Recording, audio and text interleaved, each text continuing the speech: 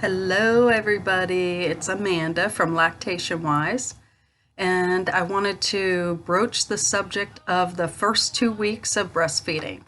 I have a handout that I'm going to be referring to.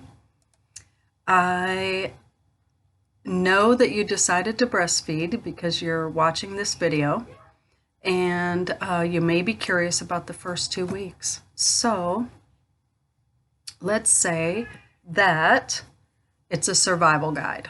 And I got this from LER, or Lactation Education Resources, which I will leave the link below.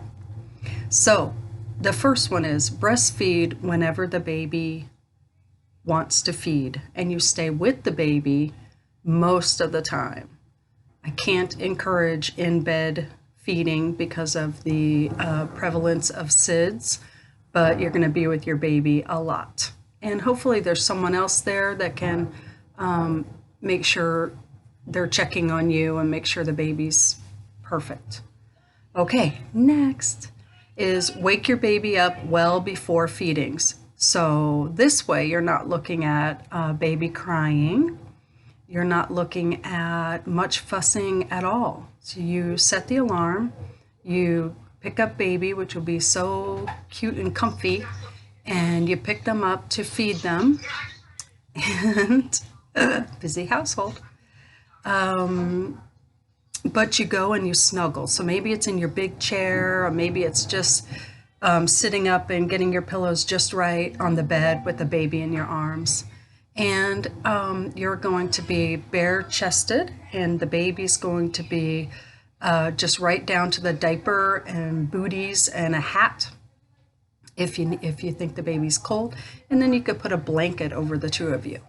Then all that snuggling and wonderfulness, and then you will probably start to nurse when that 2 hours comes, because basically it's every 2 hours.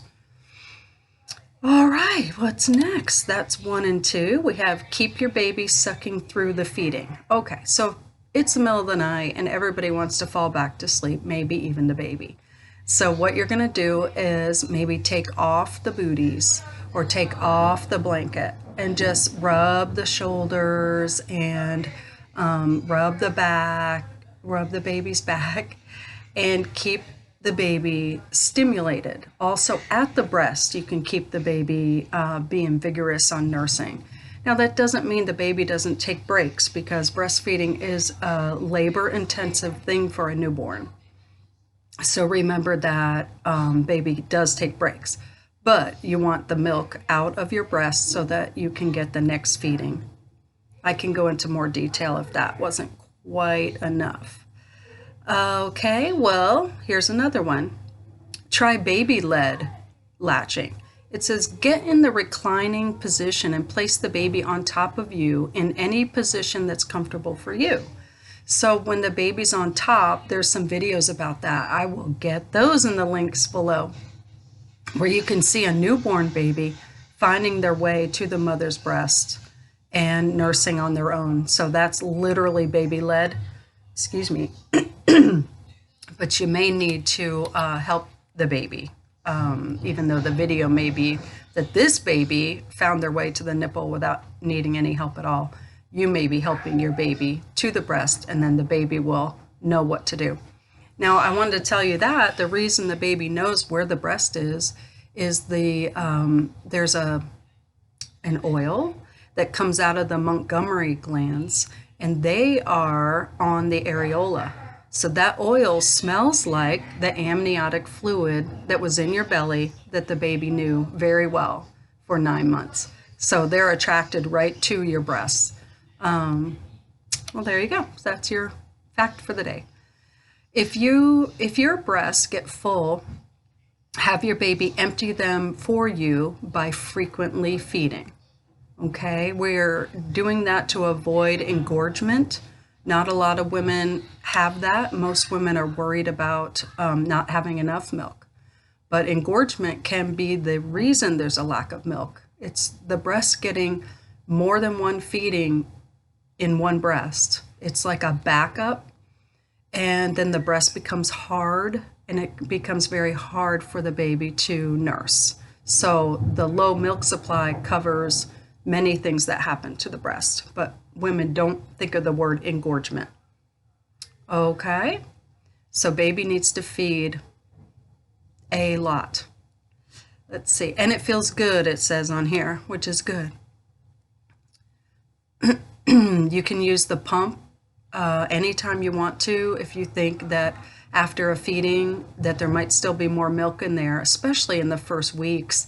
Your milk's coming in and the baby's just a little tiny baby drinking a little tiny amount. So feel free to pump, and most women do, and they store it and they love having their milk available.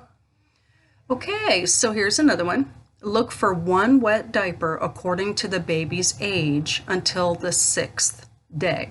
So on the 3rd day, for example, you will have 3 wet diapers. Yeah. If your nipples get sore, is the next one, try the sandwich hold. Gently squeeze the breast into a sandwich. Create an oval of the areola. With your thumb lined up with your baby's nose, your fingers under the breast, you press on your breast, and then the baby can latch.